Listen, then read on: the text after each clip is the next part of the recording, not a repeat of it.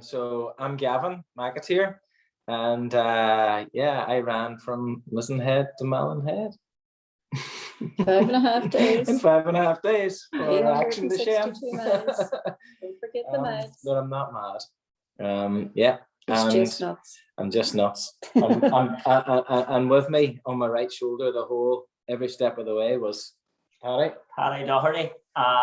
I was cycled along with Gavin. I was kind of his drinks and food person, so to speak, on the road, making sure he was hydrated, fueled, and get him from point A to B, along with Ronan, who can't be here tonight.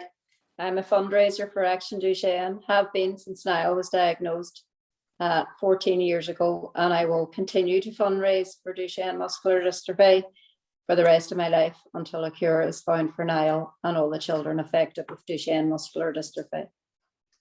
We will be forever grateful for what Gavin McAteer has done, Paddy and Ronan. It was phenomenal to run 362 miles in 5.5 days.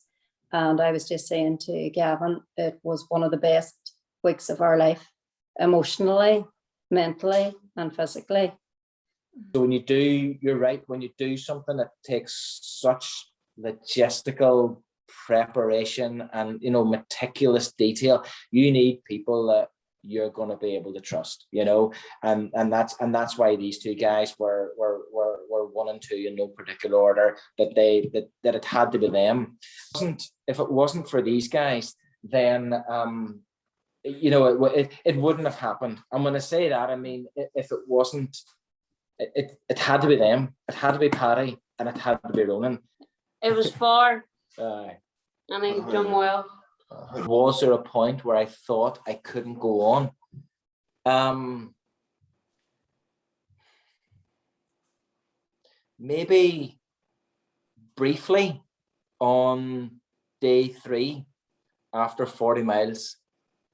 There were lots of ups and downs in terms of mood. There were lots of lows. There were lots of difficult times where mentally you're going to some very dark places and you're fighting demons and all those kind of things. But I've been there before, so I wasn't doubting whether I could do it or not. I was working through a process, but at 40 miles on day 3, carrying the effects of day 1 and day 2 with me, I definitely, there was a wobble that lasted maybe 3, 4, 5 minutes. I don't know.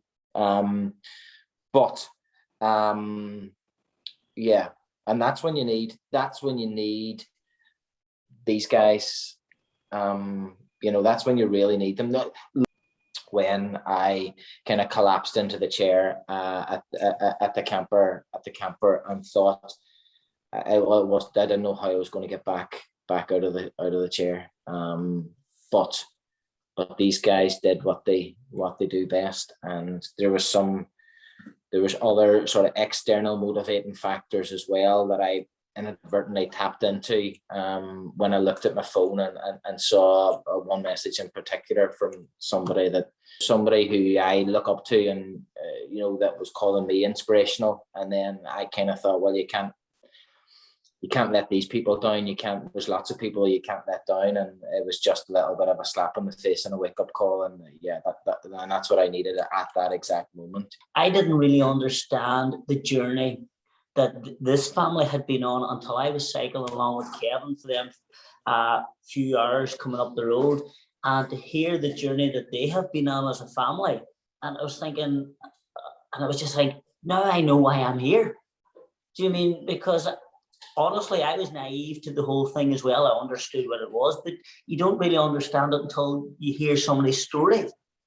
Do you mean from the beginning and from the heart? And you're thinking, oh my God. And even wee things like that, you think, it's just phenomenal what they came through as a family. It's the awareness out there, people like me that will understand it more now. Understand the whole process of it, so to speak. Reach out to people and say, if you have a challenge that you want to take on, take it on. Don't sit back and think about what could have been, what should have been, what may have been.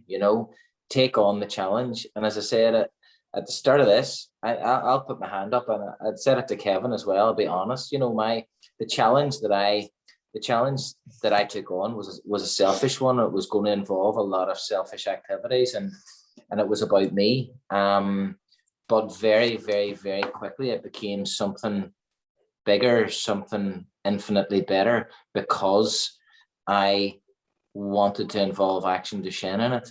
So if you're going to take on a challenge, or you're thinking about taking on a challenge, take it on. Be brave, be strong, do it. Seek that sort of sense of fulfillment, but use the opportunity to make it more than just about you. I'm pretty bad at putting things into words.